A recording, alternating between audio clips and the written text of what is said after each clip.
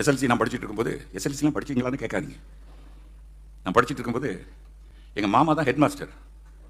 Of rally முடித்த பிறகு பச்சையான ஒரு பியூன் இருந்தான். 4-5 பெரம்பை தூக்கிட்டு வருவார். ஒவ்வொரு கிளாஸாக அது வர்ற டைமு 11:15 12:45 வரைக்கும். அதான் கிளாஸ் முடிகிற நேரம். அவங்க வந்துட்டானா எங்களுக்கெல்லாம் வயிற்றெல்லாம் கலக்கிறோம். அவர் எங்கள் மாமா தான். ஹெட் மாஸ்டர் வந்து ஹேம்ஸ் எங்கள் மாமா. அப்போ நான் தான் இருக்கிறதுலே லோயஸ்ட் வாங்குவேன். அப்போ ஒவ்வொருத்தராக போவாங்க. எத்தனை மார்க்கெட்டாக வாங்கியிருக்க, கையை நீட்டும் பாரு. வானத்துக்கும் பூமிக்கு நடுவில் பிரம தூக்குவார். எல்லாம் சொல்லுவாங்க, உங்கள் மாமாட்டா ஒன்றை விட்டுருவார். எங்கள் மாமாவை பற்றி எனக்கு தெரியும், ஹேம்ஸை பற்றி எனக்கு தெரியும். தொலைச்சிட்டாரு இன்னைக்கு அப்படின்னு உடனே நான் போய் நிற்பேன். எத்தனைடா மார்க் வாங்கியிருக்க பச்சா, அந்த மார்க்கெலாம் காட்ட சொல்லு. காட்டுவான். எல்லாம் 20க்கு கீழே தான். கையை நீட்ட சொல்லுவார் பாருங்க. மற்றவனுக்கு வானத்துக்கும் பூமிக்கும் பிறந்து தூக்குறதை காட்டிலும் இவர் கை இங்கே போயிடும். தூக்கிட்டு அடிப்பார் பாருங்க.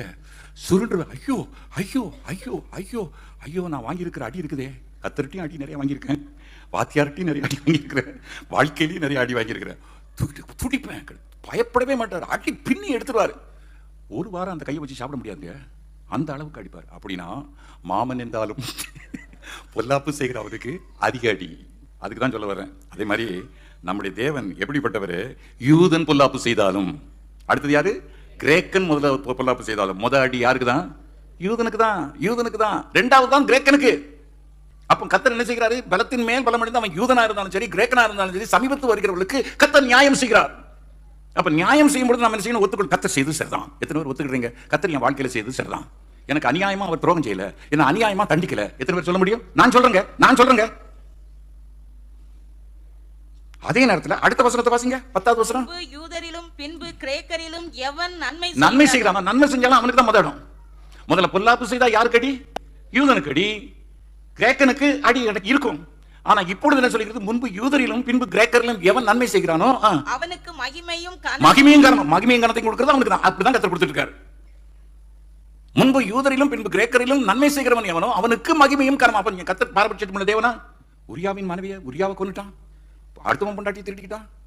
அவனை பார்த்து அவன் தண்டனையை பார்த்தீங்கன்னா நம்மள ஓடிடுவான் தெரியுமா? அவனுக்கு கர்த்தர் கொடுத்த தண்டனை பயங்கரமான தண்டனை. என் இருதயத்திற்கு உகந்த தாசன் அவன் யூதன்னு சொல்லலாம்.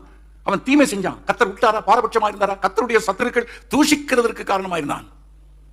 கர்த்தர் விட்டாரா? சொன்னாரு, உன் வீட்டை விட்டு பட்டயம் விலகாது, நீ இப்போ கண் மறைவா செஞ்சா உன் ஸ்திரீகளை எடுத்து சூரிய வெளிச்சத்திலே மற்றவர்களுக்கு கொடுப்பேன். வீட்டில் எப்பொழுது யுத்தம் நடந்துகிட்டே இருக்கும். இதெல்லாம் லேசப்பட்ட காரியமா? வாதவன் வீட்டை விட்டு விலகாது. உகந்த தாசனுக்கு அப்படிப்பட்ட ஒரு நியாய தீர்ப்பு. யூதனுக்கு நன்மை செய்தால் அவனுக்கு நன்மையிலே ஆசீர்வாதம், கிரேக்கன் நன்மை செய்தால் கிரேக்கனுக்கு ஆசீர்வாதம். தேவன் பாரபட்சம் உள்ளவர் அல்ல. பாருங்க,